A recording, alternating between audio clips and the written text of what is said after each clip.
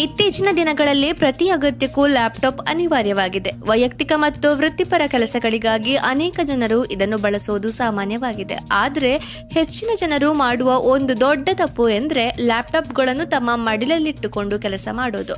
ಇದು ಆರೋಗ್ಯಕ್ಕೆ ಅತ್ಯಂತ ಅಪಾಯಕಾರಿ ಎಂದು ತಜ್ಞರು ಎಚ್ಚರಿಕೆ ನೀಡಿದ್ದು, ಇದರ ಪರಿಣಾಮವಾಗಿ 5 ಗಂಭೀರ ಆರೋಗ್ಯ ಸಮಸ್ಯೆಗಳು ಉಂಟಾಗಬಹುದು.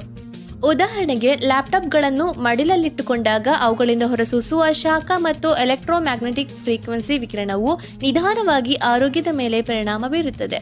ಇದು ಗರ್ಭಧಾರಣೆಯ ಸಮಸ್ಯೆಗಳಿಗೆ ಕಾರಣವಾಗುವ ಸಾಧ್ಯತೆ ಇದೆ. ಹಾಗೂ ಲ್ಯಾಪ್ಟಾಪ್ಗಳ ಶಾಖ ಮತ್ತು ವಿಕಿರಣದಿಂದಾಗಿ ಚರ್ಮದ ಜೀವಕೋಶಗಳು ಹಾನಿಗೊಳಗಾಗಬಹುದು. ಕಳಪೆ ಭಂಗಿಯಿಂದ ಮೆದುಳು ಮತ್ತು ಬೆನ್ನು ನೋವಿನ ಅಪಾಯಗಳು ಹೆಚ್ಚುತ್ತವೆ. ಅಲ್ಲದೆ ಲ್ಯಾಪ್ಟಾಪ್ಗಳನ್ನು ನಿಮ್ಮ ಮಡಿಲಲ್ಲಿಟ್ಟುಕೊಂಡು ಬಳಸುವ ಅಭ್ಯಾಸವನ್ನು ನಿಲ್ಲಿಸಿ.